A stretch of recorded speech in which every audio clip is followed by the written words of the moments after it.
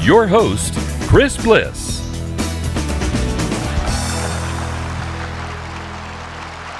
How's everybody doing?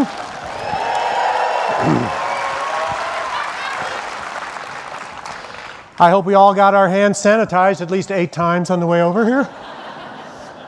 I'd like to apologize for the un-Texas-like weather in San Antonio right now, unless you're from upper New York State, in which case, welcome to Hawaii.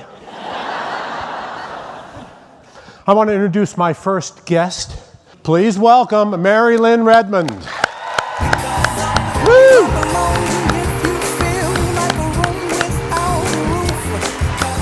Now, Mary Lynn, I'd like to move into a conversation with you about your theme for this year, which is reaching global competence.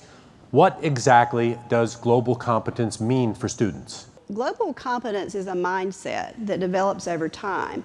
It's a process involving intentional language experiences that help students develop an ability to examine the world. This allows them to make more informed decisions and solve problems as they grow.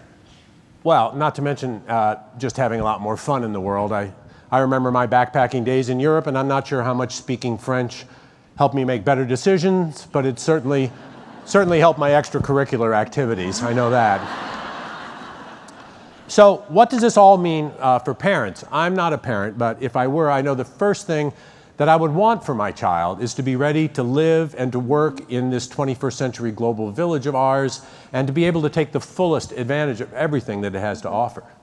Well, it really means that parents need to make sure their children have access to language programs in their schools starting at a young age. Here are a few examples of global engagement experiences that my former students, who are now world language educators, have been doing with their students. And Safina Lucky on the upper left with her Spanish students on a service trip to Costa Rica.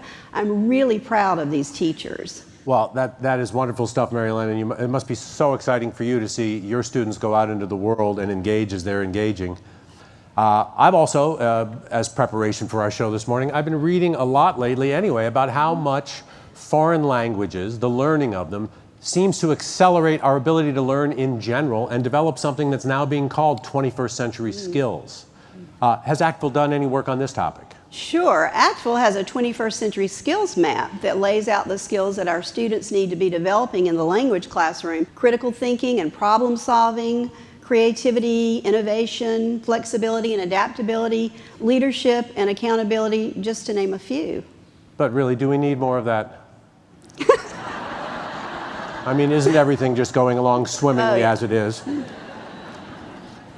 See, that's what was fascinating to me, to be reading and in my preparation here and seeing that all of those collateral benefits that you just listed, and they're all embedded in the process of language learning. You also actively work on language policy at the federal level, including having visited Capitol Hill. Can you share some of that experience with your audience?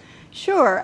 We have an annual legislative day with the Joint National Committee for Languages, and we were also very privileged to be able to meet with Roberto Rodriguez, Special Assistant to President Obama for Education. And he was extremely interested in language issues and supports our Lead with Languages public awareness campaign.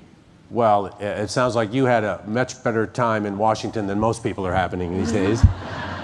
That's my hometown, by the way. I don't know if I told you that backstage or not. And it's a lot like where I live now, Los Angeles, which is that it's very hard to find people with only 2 faces.